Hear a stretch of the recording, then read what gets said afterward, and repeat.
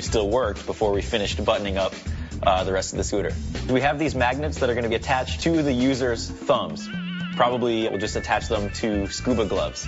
When the person's holding the C-scooter with their thumbs, all they have to do is move their thumb just like I would a regular joystick over the control, and that's enough to control the ROV. It works. Joe and Joe reassembled the modified scooter, and it's ready for integration. The other one's on, yeah. That's it. Okay, that's it. Time for testing. All right, let's take it downstairs then. Last week, the guys got a remote-operated vehicle to capture video from reefs around the world, or in our case, a shark tank, to transmit into our virtual sea cave. So today, the all-important integration day, 2 experts from Seabotics are joining the team at the island to make sure the ROV is fully operational. Good to see you again. So what do you guys need from us? The housing and the camera in salt water, similar to what we're going to see in the shark tank. The aquarium must be filled with salt water for the test, and Admiral Terry is ready to lead a very geeky bucket brigade. I brought my own bucket. You certainly did, Joe. That's a nice-sized bucket. Let's start filling it. Bucket brigade. All right, I'm going in.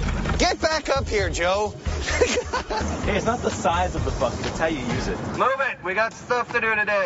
Let's move it. Everyone jumps in to help. Somebody threw water on it. And soon the aquariums met the Admiral's exacting standards.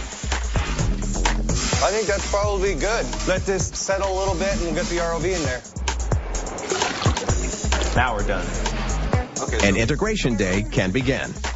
The tanks situated so far apart at Discovery Kingdom, this massive length of cable is an unfortunate necessity. So they plug up the confusing connections, and even over that great distance, the ROV responds just as designed. There we go. Oh, yeah, it works. Nice. Doesn't feel like there's any latency either. Next up is an air tightness test of the camera housing. I don't see any bubbles. Then the high-definition camera is safely sealed inside. Looks just like a fish's eye. And Terry screws it tight to the frame he built. Nope. The system's ready for another big test. We've got the camera mounted on the ROV. We're going to put it in the water. We're going to try controlling it with Joe's controls. We're going to see if we get a video signal to another computer. This is kind of the first real test of this whole system together. I've never seen the ROV actually operate in water. Hopefully it's going to work. If it doesn't, we'll have to figure out why and hopefully fix it. When the ROV is dunked for the first time, it floats to the top, not quite neutrally buoyant, meaning that it would neither rise nor sink in water. But it's almost there. It's close. It's really close. So the ROV is brought back to dry land. Small modular weights are added. And once the camera's position is adjusted, it's time for another dip. That's good right there. What are we doing? We're going to control it, buddy. You are. It appears to start floating again. But once the umbilical tether is put in behind, the ROV stays under the surface. Another test checked off the list. Now onto Joe's controls. So the ROV is in the water. We got the control system set up. All of the development up to this point I had done on dry land, so I'd never seen the ROV actually move. Backwards. Putting it in the water was cool. I mean, the thing definitely works. The speeds look really good. They're fast enough to move the thing around, let you feel like you're swimming around the tank, but they're definitely slow enough that the fish and the sharks will be able to easily get out of the way. Mike's not holding his breath. Tomorrow we're going into a much less controlled environment. We're going to the shark tank. Coming up, the big day arrives. Can the guys pull the build together in time? If that fiber optic cable gets kinked, it'll be all over for the ROV. And later, a shark has Terry dead in its sights.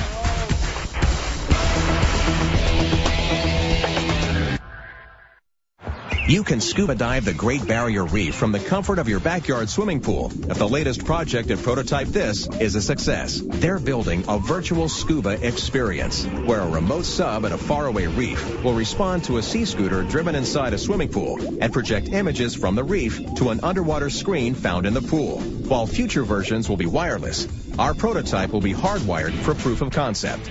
So the team is back at Six Flags Discovery Kingdom for the last day of testing for tomorrow's demonstration. All right, you ready to lay some cable? Oh, yeah. Let's do it. First, Joe and Mike tackle the wiring, and they've got a long way to go. In order to get this whole system working, we got to run this communications cable from the dolphin tank here all the way over to the shark tank here. That's over 1,000 feet of cable. We better get cracking. Yeah. You guys want to get the man lift over to this corner up here? Oh, yeah, we can do that. All right, Mike, we're here. Copy that, Joe. Top of the world.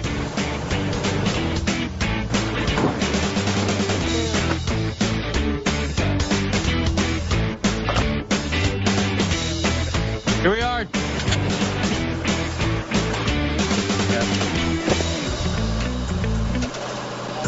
Mike and I spent a few hours laying down the cable. We ran the cable over rooftops, down the sides of buildings, through trees, attached to little hooks to the side of Toontown.